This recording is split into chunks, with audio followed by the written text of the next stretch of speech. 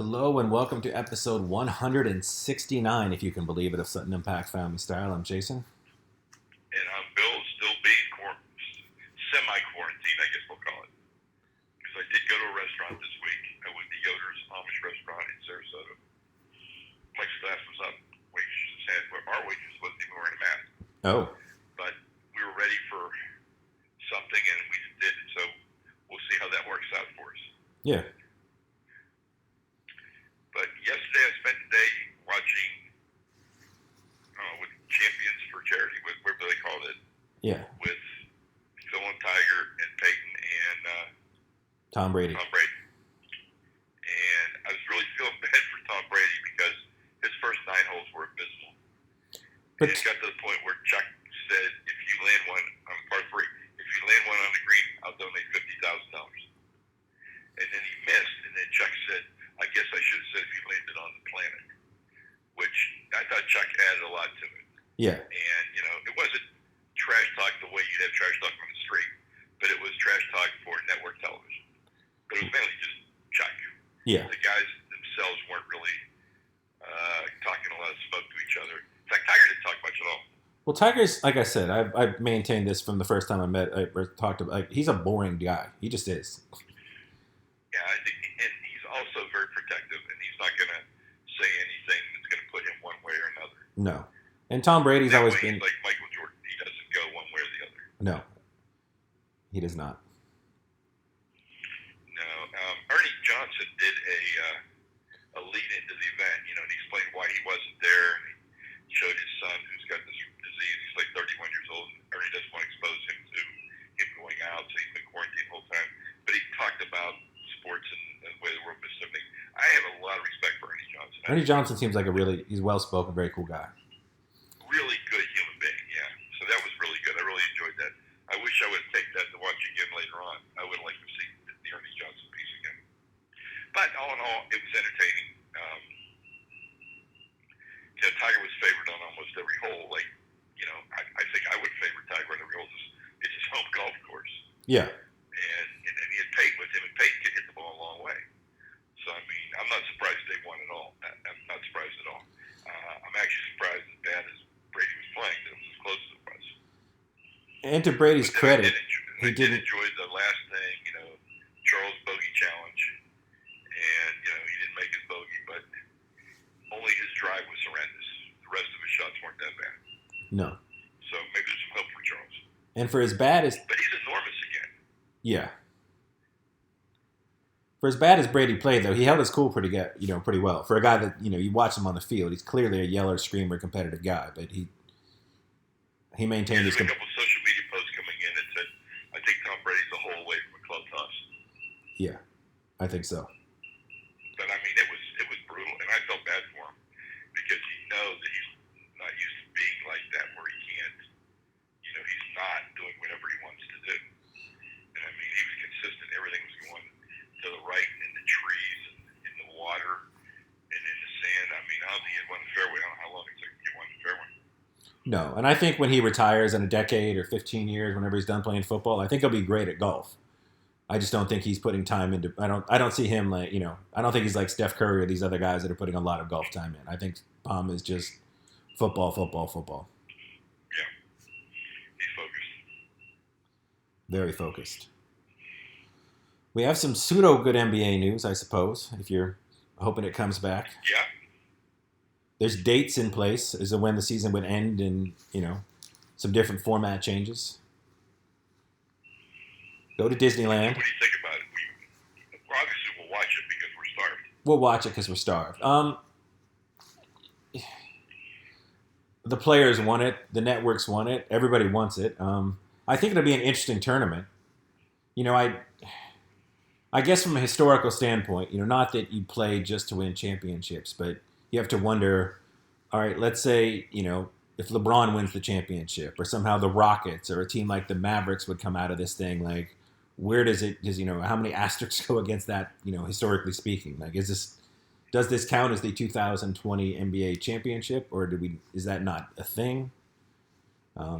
As far as like records, playoffs, like if somebody goes off for some absurd amount of points or, 30 assists or whatever ridiculous number it is that going to be, are those records? Like, how does this affect anybody's legacy if they play well, if they play poorly? Because, I mean, you're in the middle of a pandemic and you're worried about all sorts of things. And I mean, I just think it's one of those things that it isn't what it's always been, therefore there'll be controversy. yes. I mean, like, you can make I can see this LeBron thing now going, if LeBron wins, he wins because he was an old man that gave him two months to rest up. Right. That's why they won.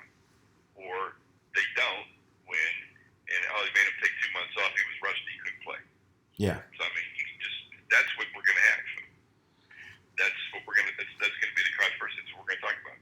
And when they bubble everybody and they quarantine these people for 2 or 3 months at a time, like, who is coming with them? Is their whole family's going with them? Or their family's going to have to stay back and they're just going to have to deal with their families through Zoom? I mean, because then I think, there's just also, home court advantage is now out the window. And now places like Utah and Denver with the high altitude, their advantage is gone. Yeah. And then, It's like playing in a ghost town, though. They think you're playing in a resort, the resort shut down. Yeah. It'll be cool. I mean, and then, as far as like ambient noise, like soccer, I know some of the soccer stuff they've been pumping in noise. But with soccer, you only really ever see the field and they have to pan away to the crowd. With NBA, like, the crowd is part of every shot. Like, it's, it's not like I said in soccer, like, you can have the crowd noise, but you're focused on the field and the players and you don't really ever see the crowd. Where the NBA, if you heard crowd noise but didn't see the crowd, it would be kind of weird. But they've had a lot of time to plan, and maybe they can do wrestling, which is very weird. Professional wrestling, not, sports entertainment, not exactly a sport. But they're really about crowd and crowd noise, and you're the face or you're the heel, and you're getting heat or you're getting applause based on that. But the one thing they've been doing lately is they've been doing angles you could never see normally because of the crowd. And, they're trying to innovate with camera angles. Like, now you can watch, they're putting cameras in different places that, the crowd normally would take up. So you can see something different. And they're doing like spectacle matches where they're, fighting in, abandoned malls and things along those. They're doing, and some special effects sort of stuff. So, I mean, maybe there's also some innovations that, they can do from a viewership creative standpoint that the crowd prevented them from doing before as a way of, Well, my feeling on the NBA thing is you should let every team in. I wouldn't just seed so many teams, I'd let them all in. Or just play a tournament and just let it be like that. I mean, I think everybody has suffered. Every team has suffered. Every player has suffered. Let them all play. And I'm actually saying with the NHL, I know they're not going to do it either. no. But it's just my personal belief. I mean, this is a catastrophe to happen to everybody. And so here's what you do, just play. Yeah. Seed them. If you want to seed them the way they were seeded at the last game that was played. But let every team play. And I do understand, like we talked a little bit off air, like if you're the Lightning, like a bye week is something you do not want right now. Like, Yeah. you've been off for 2 months. Like, you don't need any more time off to heal your wounds and, take a mental break. Like, you've had that. You're ready to get back out there. And the last thing you want to do is, let some team warm up for a series and then get to play you. Because that's pseudo unfair. Yeah. I mean, it's what I would do. And with the NBA, like, obviously, coaches historically will never want to give you the real audio. And I don't think, like you said, it was very sanitized trash talk on the golf. And we know from, anyone that watched the Jordan doc or anything else, like, and has heard famous Jordan quotes, and I'm sure he's far from the only person, like, I'm sure NBA players don't want you to hear exactly what they're saying on the court. So what do you do with the audio to make it interesting, do you think? What would you, do you just have organ music? Do you play pop music? Like, how do you, does it just sound like the squeaks and the, and have like the audio on a delay? If I told you were in charge and you could do whatever you want to do, what would you do? Well, I guess part of me would say if everybody is quarantined together, then presumably having the rest of the NBA players watching, like at a high school tournament, like, you'd go and you'd watch the teams play before you. I wouldn't mind Yep. if that's a possibility, even if they spaced them out, because like obviously if you're the Knicks, you're hanging out with the Knicks, you're practicing with the Knicks, you've been exposed to all those people, sort of like your family right now at home. So have the teams all sectioned in, so you have to watch every game if you're the other teams, and then Okay. that would give it a little bit of noise. I bring back like old school organ, like the Knicks use, and have them go at it, and then I really encourage the bench to be as loud, the bench mob, those old school like the make everybody be Mark Madsen from like 2000 Lakers. Just really because I don't think you can have the full audio. I think you're gonna have to have everything tape delayed 5 seconds in case there's some obviously swear words and some other things you don't want on the product that are gonna happen. But I think if you had the other teams there, so if every game, if you had 20 other teams in the stands, all spaced out, so you're still getting your pseudo social distancing. But I mean everybody's quarantined there together and playing against each other and sweating on each other, so maybe it wouldn't matter. But having those guys reacting, with their oohs and ahs, and I think that might be the closest we can get to a fun fandom. Yeah, I like that. I like the players in the stands, and I like former players as commentators, and talking about all the different stuff. It's pretty good. Because I think like I said, if you it is 22 teams, if you have 20 teams spread out throughout the stadium, and they're doing their normal NBA, like somebody dunks on somebody, somebody breaks somebody's ankles, like the reaction from those fans and the crowd, those crowds will almost be even better than the regular fans. But then I also like the old school Nick, like the Oregon person, and maybe you can, maybe you even pump in the charge, or you pump in, you can pump in that part of the sound. Yeah, but I Like, like the organ. I've always liked the organ. I like going to a game at Madison Square Garden better than going anywhere else. yeah, like, It just has a different feel to it, and the organ plays a big role in that. oh yeah, like again, not to bring up professional wrestling, but they've been the one sport that's had to be sports entertainment's been on the air the entire time. But since they're all in close quarters and they're together, if you're wrestling somebody, real or fake, you're going to be touching them and breathing on them. That's just the way it is. Even luchadors, their mouths are open. So they always have the other wrestlers in the crowd or around the ring to sort of give it some sort of feel. And I think the NBA, that I think it's been nice that that's been. I mean, I think that's like I said, between that and the camera angle and some of the stuff they did. Like I think you can learn from the people that have been out there doing, adopting and adapting.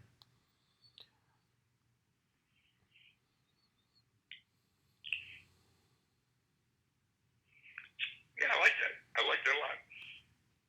Plus, like I said, I remember from like high school tournaments, like we would get there hours early to watch the team we were going to play somewhere else, and you had all the teams sort of sitting up there, watching the other teams, and it's kind of a cool, you know, fun sort of way. Yeah,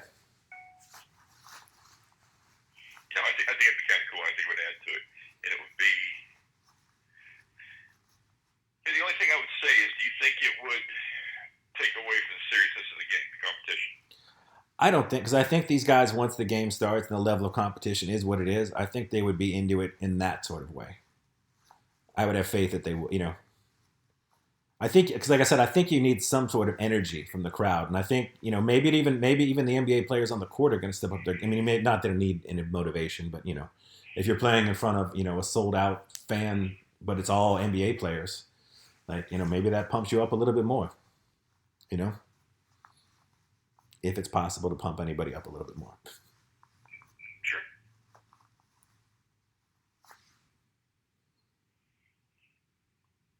And it would maybe bring some potential, LeBron is playing, it looks like in the next round, LeBron is going to be playing, Kawhi Leonard.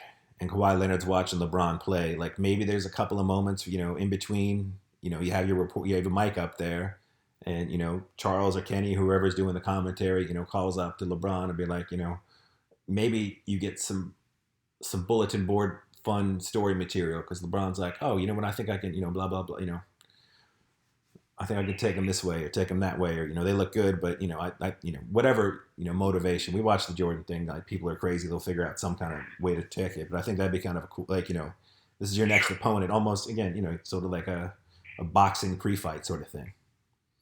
as they're watching, they sort of, make a few comments about the game and, encourage them to be real. And then maybe on Twitter, we pressure them not to be such wusses and actually say shit, say things for real. So it can be kind of fun. Yeah. Interesting. Yeah. Well, we'll see what happens in the next couple of weeks. We should know everything, and we should be able to just have conversations about this as it goes along. If people watch, we can just kind of comment and see how we feel. Yeah. At the same time, trying to see what baseball does, see what college football does, which still seems to be the one. Baseball and college football seem to be the most up in the air at this point. Yeah. Well, I the think NFL's going to play. It's going to happen. So I'm not worried about the NFL at all. But again, the NFL is its own. It's 32. It's college football. You have so many programs, so many teams, and I know Alabama's like we're playing, but I mean, if you're a smaller college, like maybe it's not worth the risks and things along those lines. And how do you even where you're going to play all these games and still maintain student athletes? And there's just too much to it for college football. But I have a feeling we'll have it, at least in the SEC. Yeah, it's possible. I mean, it'll be interesting. Baseball, like you said, I mean, we're coming up on June, and NHL, NBA, and NFL all seem, and all these other sports seem to be a little further along in discussions than baseball. So I don't really know where that goes from there.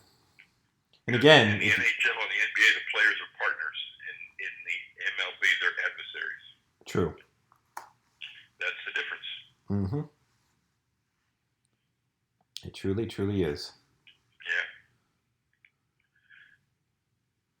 Well, we've been So talking. what do we want to take it now, Jason? We want to do the career thing? Let's do the career thing. So what we're going to do is, we have our sports business, and obviously Dr. Bill Sutton, my dad, is one of the, the predominant names in sports business. We figured we'd do sort of a career retrospective, but we'll do it over the course of a couple of podcasts. You'll get like the early, the mid, and however we want to break it down. And the nice thing about doing it this way is if our listeners have any questions or areas they want to see hit harder, please hit us up in between episodes that we can make sure we address those in the next episode. So if there's something about my dad that you feel like we're leaving out or something you want a little more emphasis on, please reach out on Twitter or email or social media and let us know that, hey, your dad talked a little bit about this. Can we hear a little bit more about this angle or how this has happened? So we want participation if possible, as much as possible. Okay, well, let me start off then.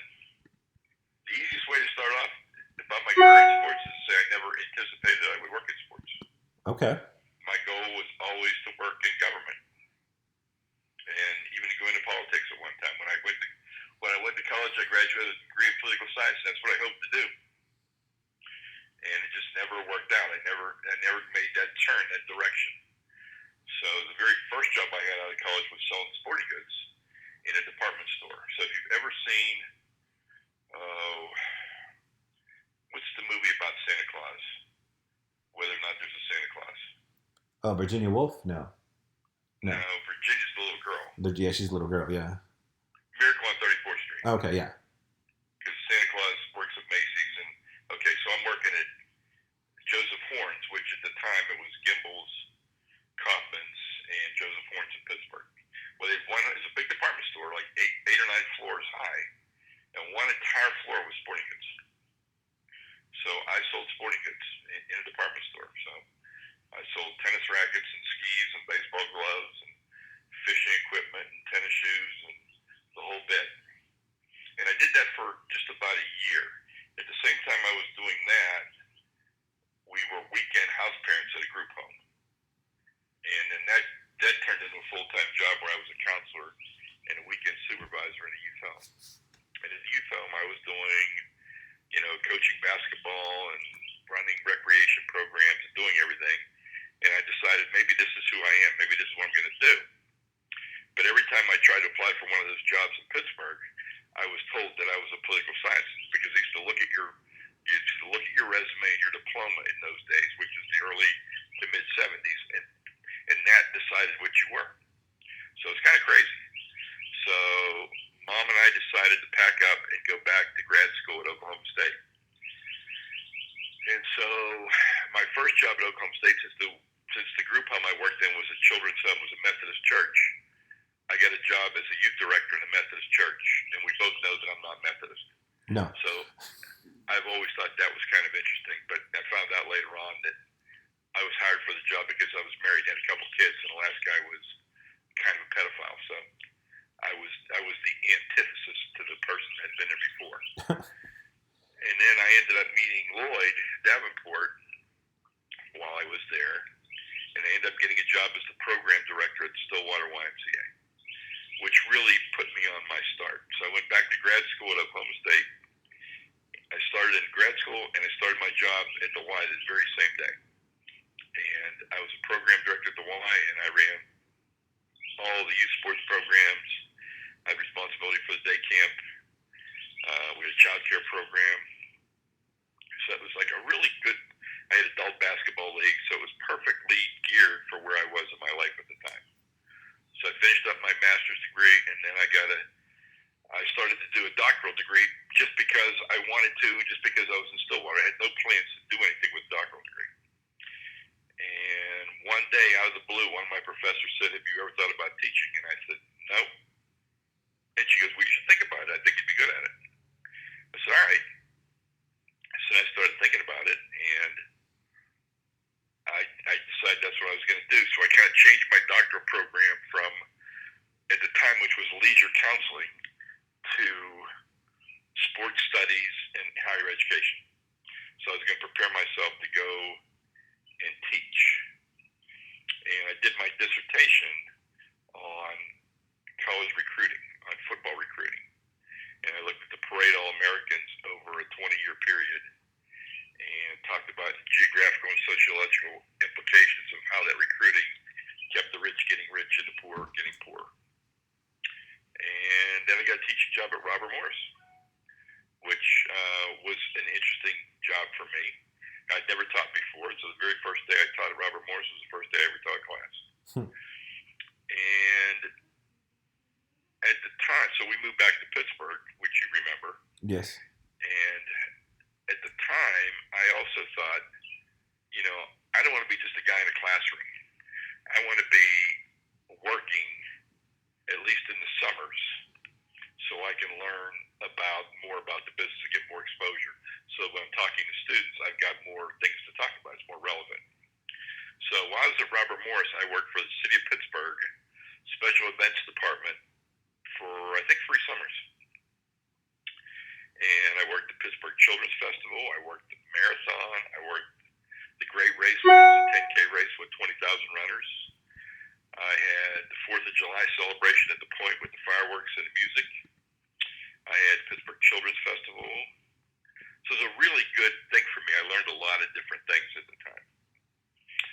And then as I started teaching, I thought, you know what, there's a thing you can teach in the classroom, but how are you going to teach somebody to sell if they've never sold before? You can't just talk about it in the classroom. You got to go out and sell. So I get this relationship going with the Pirates, and I had all my students selling pirate tickets.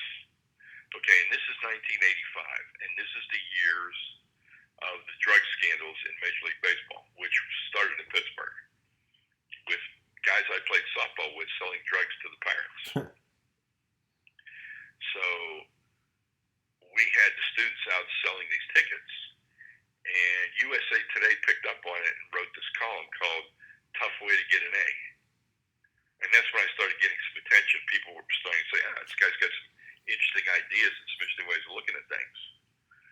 And so I stayed at Robert Morris for 4 years.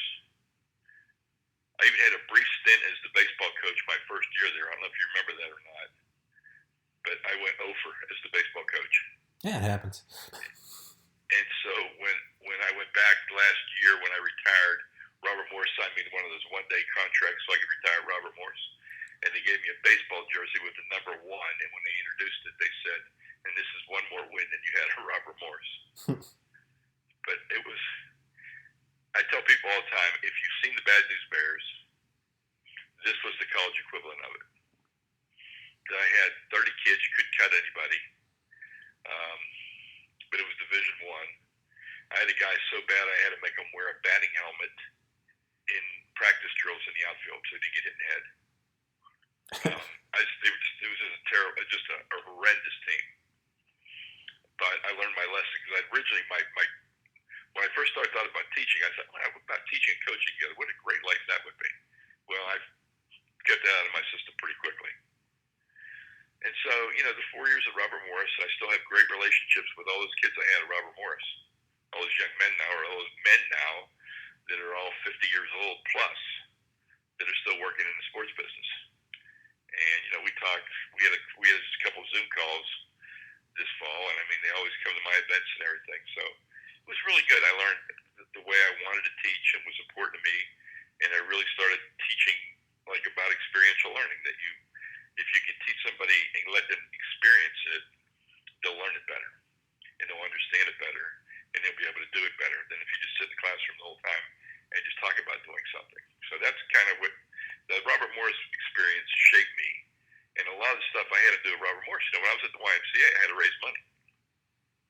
I had to have membership sales. I had to create programs. I had to manage events. I had to recruit people.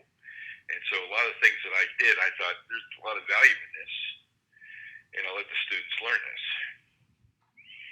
So then the last thing then I'll talk about this week is that after 4 years at Robert Morris, I decided it was time to go somewhere to test myself, somewhere a little bigger. So I got an opportunity to go and run the program at Ohio State. And so I went to Ohio State and spent 4 years at Ohio State and did a lot of the same experiential learning things that I'd done at Robert Morris, and had worked with the athletic department there, and did some consulting with the Cavaliers. My first consulting, the Cavaliers, the Indiana Pacers. And then I did another big project with the Cavaliers, the Detroit Tigers, and the Cleveland Indians, and the Pirates. And so I got a lot of experience really working with teams in the industry, which kind of started shaping where I was. So that takes me up to about 1990. And so next week we'll pick up on when I left education and started working in the industry for a while. And we can pick that up next week. Okay. That sounds good. Sounds great. Did you remember some of those things? Vaguely. Yeah. I went to your Robert Morris retirement ceremony, 2 or 3 years ago? No. Yeah, I think it was something like that, yeah. Yeah, and so I got to relive something. I got to see, it was a different sort of experience. They would get to see those things again and kind of, Yep. from a different perspective, of course. It was funny stuff. I mean, I remember we had an all-weather basketball tournament that we were supposed to do. And I lived about 35, 40 minutes away. And I went home that afternoon to come back that night. I drove back that night, and there weren't any lights on. And it wasn't raining, and it wasn't snowing, but it was all weather anyhow, right? Right. And so I get there, and I run into somebody. I said, they canceled it. I said, they canceled it. And so Steve Swinto was the guy running it, and he now is the president of the Greensboro Swarm in the G League. And I said, where's he live? And he lives in one of those 3 dorms. And I started going through the dorms, Jace, looking for him. And I was banging on doors looking for him, and I finally found him. And I said, what the hell does all weather mean? And they still joke about it to this day. Then I tracked him down, and I reamed him a new one because he canceled an all-weather basketball tournament just because he thought it was too cold. So that one's still, sometimes they call him all-weather. But it was a lot of fun. I mean, it's a good start to where my career was going to take me. I got to learn a lot those first 2 stops at Robert Morris and Ohio State. Very nice. And the Y. And I'll never underestimate the value of having worked at the Y for 4 years. Cool. So we'll pick it up next week. I'll talk about when I left teaching to go work in a sport marketing agency. And then that took me to UMass. And then I'll probably get a little bit into the NBA work after that as well next week. Sounds like a good plan. Yeah. Any good food moments this week before we sort of start wrapping up? Well, yeah, I had Mom and I went to Yoder's, so we went to a restaurant, and I had Yoder's is famous for their chicken, and so I had chicken. I thought it was pretty good. I like a spicier chicken, but it was still really good, and it was crisp. The breading was good. It wasn't greasy. So I really enjoyed it, but it wasn't. If it would have been a spicier chicken, I'd probably been a little happier. But it was still really good. I mean, I enjoyed it. Yeah. And then yesterday, I was using my Traeger grill that Uncle John got me for my retirement gift, and smoked a rack of baby back ribs that were outstanding. Very nice. Yeah, we've been we grilled some more Omaha steaks, and those are really excellent steaks. Made some Omaha steaks burgers. We've been doing a lot of grilling, so Yeah, you should. yeah. And I've been Danny's watching. got a new grill too. Oh, nice. And I've been watching True Blood again because Marie has never seen True Blood. Are you enjoying it? I am. I noticed I never really was a big fan of Bill Compton the first time through, No. but this time it's glaring. And again, as someone that puts themselves out on screen and is taking criticism here and there, I feel less bad about doing it because I can at least say that I've done it and I understand the process. For a guy that Bill Compton, like he's not the oldest vampire, which means he's not the most powerful, but he's supposed to just have this connection where everybody's just drawn to Bill Compton. And that actor just has zero charisma. Yeah, I thought it was always a reach. And it's like, and especially you look at everybody else cast, from Skarsgård to like Lafayette, like you've got all these charismatic people around him, and it's sort of like, why would anybody in the world hang out or be attracted to Bill? And it kind of bums me out. I think, like I said, the show is a little limited, and it's whatever. It's it's a vampire, werewolf, fairy, witch, every sort of show, and it's a little bit campy and over the top. But you know what? It was enjoyable though. It is enjoyable. Like the first season's really, really quite enjoyable. Yeah. And then it slowly goes more and more off the rails every single year after that. But it's an HBO show. Totally off the rails. Yeah, it's fun. But again, it's just as I watch, I'm like, this show could have been a classic if you had the right guy in Bill's role, like a Timothy Olyphant, as we love to say. Yeah. A charming, charismatic person in there that you would be like, oh, I love hanging out with this guy. And a presence, exactly. And a presence. And Bill didn't have a presence. Eric had more of a presence than Bill. Oh, Eric, yeah, that's the thing. Like the second Eric comes on the screen, or Alcee, or like I said, the guy that plays the Vampire King, like it's just everybody around him, even Sam, the bar owner shifter, like everybody has so much more of a presence and charm and charisma than him, and he's supposed to be almost the fulcrum of the show. But obviously, Sookie Stackhouse, it's based on the Stackhouse novels, is the real fulcrum, but he's such a big part of it that it's just, I feel like it could have taken the show to a whole other level with the right casting. Oh, no question. And I know that he and Sookie are married in real life, so I don't know if that played any part in him getting the part in the first place. I'm sure probably did. Yeah. But it is worth a watch if you with HBO Max starting, I think, the 27th, so in like 2 days. There's going to be a ton of stuff on there, but I think True Blood, if you're a fan of supernatural creatures and soap opera, adult themed plots, I think you really enjoy it. Let's throw it out there for people because it's an older show from the early 2000s that maybe some younger folks haven't listened to or watched yet. So, well, can I talk about Eden? If you'd like, sure. Okay. I watched Jason was a star of the movie Finding Eden, and so Sharon and I watched it last night, and we were enthralled with watching our son in the lead role in a movie, and it was an acceptable hour and a half of entertainment. It had some good scenes in it, but it was not it wasn't a great written script, and there were some things that could have been done much better, but it's still fun to watch Jason. So if anybody wants to see what Jason looks like, spend $2.99, go to Amazon Prime and watch it. It's also on Vudu, iTunes. It's pretty much anywhere you can watch a movie. You can rent it and download it. So. Yeah. But you look pretty good with your bow and arrow. Yeah, I learned. And you look really good the scene where you jumped the guy and took his gun. Yeah. You look like you could have been any action hero the way you took the gun away from him. What I've learned from being on, there was that movie and another one did around the same time where I had 2 weeks of gun training and weapons training, like special forces kind of stuff. Shooting stuff is pretty easy with a bow and arrow or a gun. Now, obviously, there's an elite level where you're shooting from really far away, but it's pretty easy to do. Like once you learn the form, I learned that with axe throwing as well. Like no, I like when you actually, not when you shot it. I like when you actually disarmed somebody and took the rifle. I thought that was a good scene. That was a real believable scene There was nothing there that I said, oh, he handed him the gun. No, you actually took that gun from that guy. It looked really good. Yeah, we had a good. Authentic. They had a, like they had a good stunt guy on there that And when you're and as I learned, I mean, I had to do on my on Chicago PD. It was the same thing. Like when you're built like I'm built, it's 6'4", built like a linebacker in the NFL. There aren't many stuntmen that are regularly available on the show to take over for you. So usually you have to do your own stunts. Yeah, I can see that. Because like I said, on our show, there's no one on our stunt crew that could play anyone near me. No, I can see that. I can see that definitely, sure. Yeah. All right, well, people go spend $2.99. Go watch the movie. So it's Send us in any ideas or anything you want me to talk about next week when we're talking about the career thing. And after we do finish the career thing, then I'm going to give you my job hunting recommendations.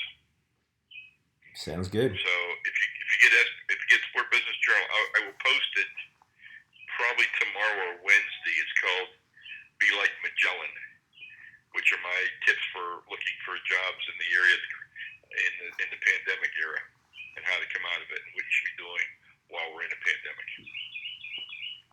I think that's very valuable information. And I think stay safe. Don't lock yourself up. Experiment to the degree you're comfortable with, and let's start moving on life a little bit. and wear a mask. But don't get crazy. Yeah. Wear a mask. It's not for you, it's for everybody. So, That's right. And that's goodbye from the bird. So we'll talk to you next week.